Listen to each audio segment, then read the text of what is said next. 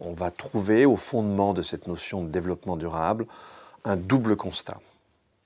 Un double constat concernant deux déséquilibres de nature différente. Le premier déséquilibre concerne la question de la répartition de la richesse sur Terre. Si on se reporte par exemple à la fin du XVIIIe siècle, en fait on a évidemment déjà des riches et des pauvres, ça ce n'est pas un scoop, mais on va trouver un pouvoir d'achat moyen qui est à peu près égal, quelles que soient les régions du monde. Si on regarde aujourd'hui, on va trouver un écart, cette fois-ci, de 1 jusqu'à plus de 30. Donc ça, c'est une situation très nouvelle dans l'histoire des hommes. Ça n'a jamais existé auparavant, et c'est probablement injuste, bon ça c'est évident, mais c'est dangereux. C'est très dangereux. Deuxième constat, alors il est d'une nature complètement différente, celui-là, il concerne l'environnement.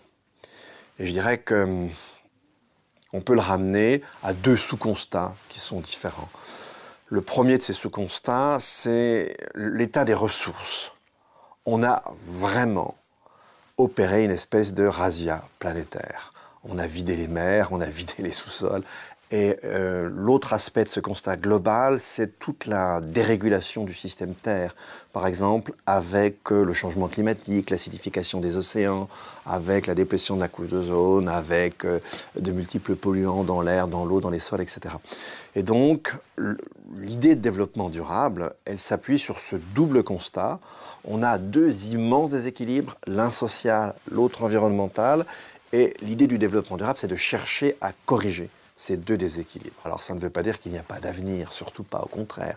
On vit une époque relativement passionnante parce qu'on va devoir changer beaucoup de choses pour essayer de sortir de ce mauvais pas dans lequel nous nous sommes enfoncés.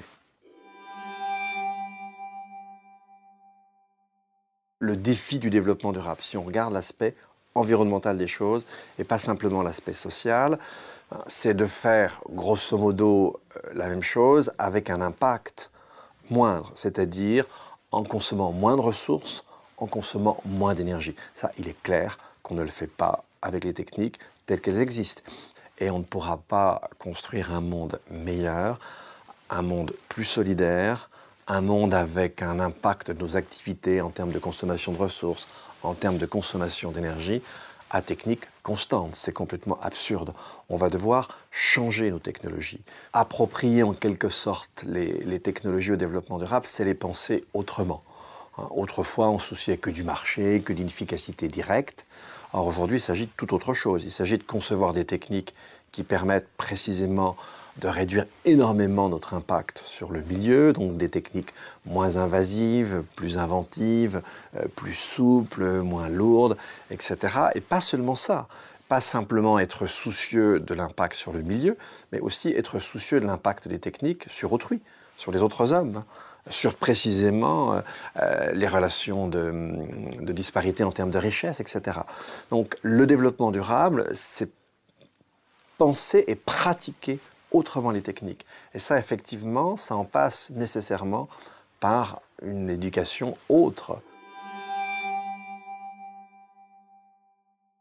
Certains aspects du monde de demain vont être un petit peu plus rudes. On aura un climat plus difficile, on n'aura pas cette profusion d'énergie, cette profusion de matière dont on a bénéficié jusqu'alors. Mais en même temps, c'est un monde qui nous contraint à être beaucoup plus inventifs et un monde qui nous contraint à être beaucoup plus solidaire.